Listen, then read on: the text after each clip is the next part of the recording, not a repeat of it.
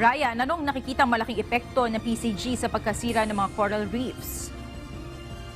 Nika, malaking epekto ito sa kabuhayan ng ating mga mangingisda at lalo na napakalaking pinsala nito sa marine resources ng ating bansa.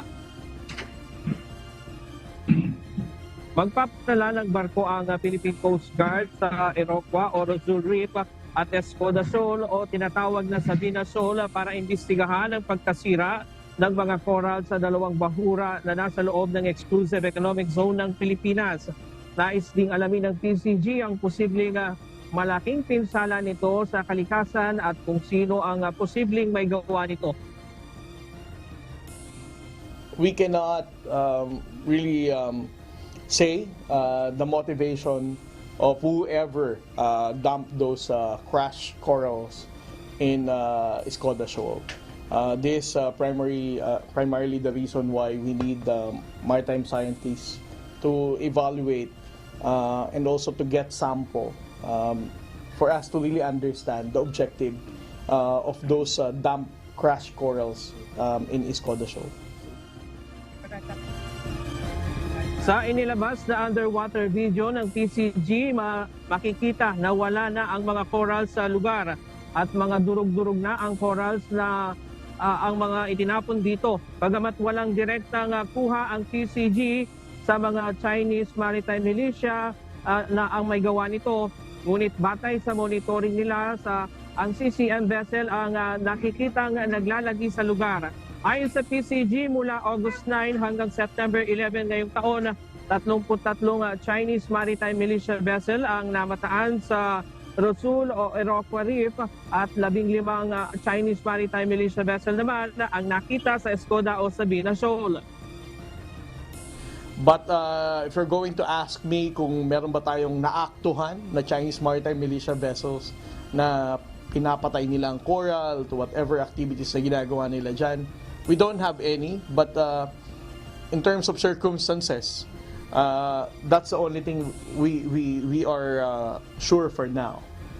Na nung panahon na tumambay sila dyan, right after that, when we did the underwater survey, ito yung ating nakita. Hindi daw nagpapabaya ang PCG sa pagbabantay sa mga karagatang sakop ng teritoryo ng bansa. Pero kulang talaga tayo sa mga patrol vessel sa lawak ng ating mga karagatan. 3 patrol vessel at 10 44-meter vessel lamang meron ang PCG. Trying to put the blame on the Philippine Coast Guard and the Armed Forces of the Philippines will not also be fair. Because as I said, with our limited resources, we try to cover all this sea area. But it's not our fault sa mga instances na nagkakaroon ng ganito. Samantala, ayon sa PCG, pangunahing maapektuhan sa pagkasira ng mga bahura ay ang ating mga kababayang mangingisda dahil pinamumugaran ito ng mga isda at nagsisilbing breeding ground.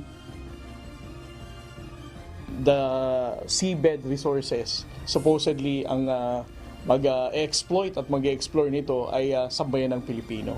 But with this kind of damage marine ecosystem, it will also affect our fisher folks sa pangingisda nila.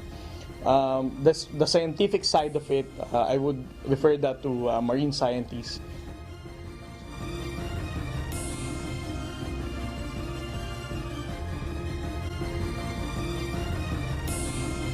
Manawagan naman ni Senate President Juan Miguel Zubiri sa Chinese Embassy, irespeto sana nila ang marine resources ng Pilipinas. Aniya, kung pinapayagan man natin sila sa freedom of navigation pero sisirain naman nila ang mga coral at aaniin nila ang ating mga marine resources ay malaking foul ito sa China.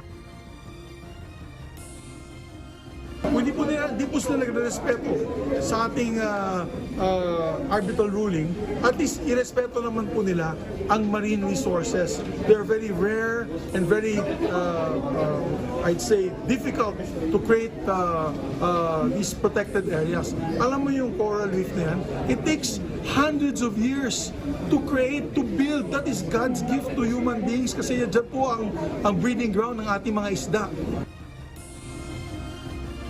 Monica, ang pagsasampa ng kaukulang reklamo ay ipinapuubaya na ng PCG sa DOJ at sa DFA.